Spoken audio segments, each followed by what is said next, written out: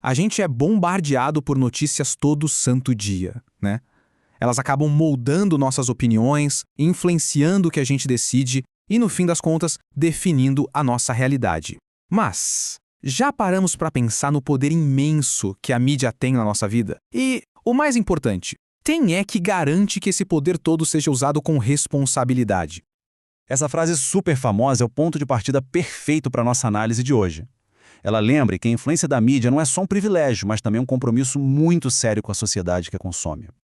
E essa responsabilidade toda nos leva à pergunta central. Se a imprensa está lá para fiscalizar os poderosos, quem é que fiscaliza a própria imprensa? Quem garante que ela vai atuar de um jeito justo, ético? É exatamente isso que a gente vai desvendar agora.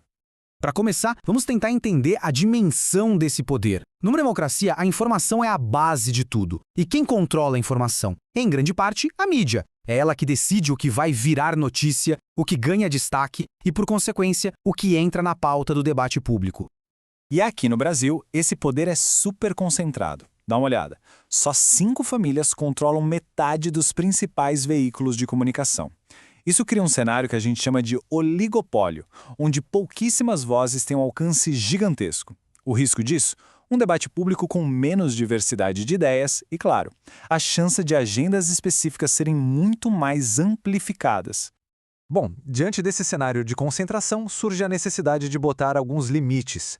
E é aqui que a conversa fica um pouco mais delicada. Muitas vezes, a palavra regulação é confundida com censura. Mas olha, é fundamental entender que, em uma democracia, são conceitos completamente diferentes. Pensa na regulação como se fossem as regras de trânsito. Elas não existem para proibir as pessoas de dirigir, certo? Mas sim para garantir que o trânsito flua de um jeito seguro para todo mundo. Da mesma forma, a regulação da mídia não quer calar a imprensa. A ideia é proteger o interesse público, garantindo um ambiente de comunicação mais justo e equilibrado para toda a sociedade. A diferença é bem clara, né? A regulação democrática, ela estabelece as regras do jogo para garantir pluralidade e equilíbrio. Já a censura é outra história. É a proibição antes mesmo de acontecer. É o veto, uma ferramenta de regimes autoritários que, felizmente, é inconstitucional aqui no Brasil. Mas o que isso quer dizer na prática? Quer dizer, por exemplo, impedir que um único grupo controle jornais, rádios e TVs ao mesmo tempo. Quer dizer garantir que a cultura e as vozes de todas as regiões do país tenham seu espaço. E, acima de tudo, significa assegurar que a diversidade de opiniões seja a regra e não a exceção. Só que a responsabilidade de vigiar a mídia não é só do Estado, não. A própria sociedade civil tem um papel fundamental nesse processo. Vamos ver agora como ela se organiza para fiscalizar quem fiscaliza. É aqui que entram em cena os chamados observatórios de mídia. Pensa neles como se fossem críticos de cinema do jornalismo, sabe? Eles analisam o trabalho da imprensa com um olhar bem atento, apontando erros, destacando acertos e, no final das contas, ajudando a elevar a qualidade do que a gente consome. A missão desses observatórios é bem poderosa e atua em 3 frentes. Capacitar o público para consumir notícias com um olhar mais crítico, aprimorar a formação de futuros jornalistas e, talvez o mais importante, incentivar a própria imprensa a fazer uma autocrítica constante, buscando sempre a excelência.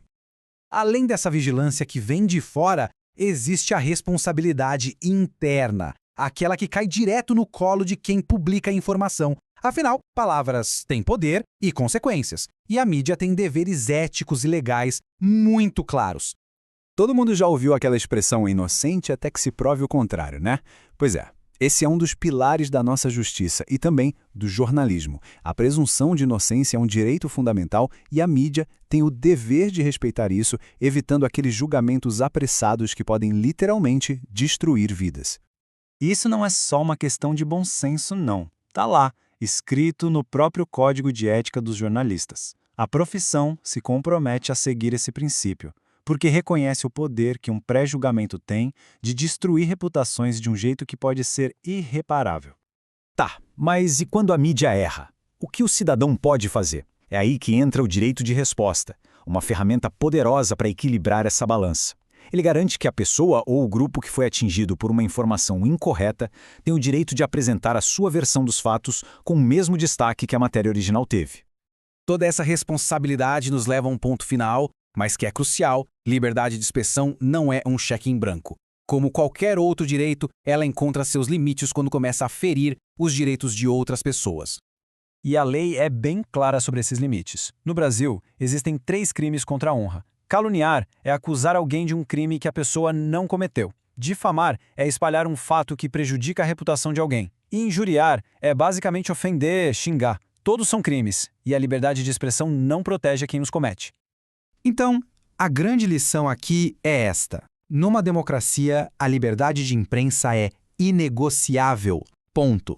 Mas essa liberdade não existe no vácuo, solta por aí. Ela caminha lado a lado com a responsabilidade, e quem abusa desse poder deve, sim, arcar com as consequências. No fim das contas, a vigilância mais eficaz começa com cada um de nós. Os mecanismos de controle existem, claro, mas a responsabilidade final é nossa, como consumidores de informação. Por isso, a pergunta que fica é: será que a gente está mesmo dando às mensagens da mídia o olhar crítico que elas merecem? A resposta a essa pergunta pode definir o futuro da nossa democracia.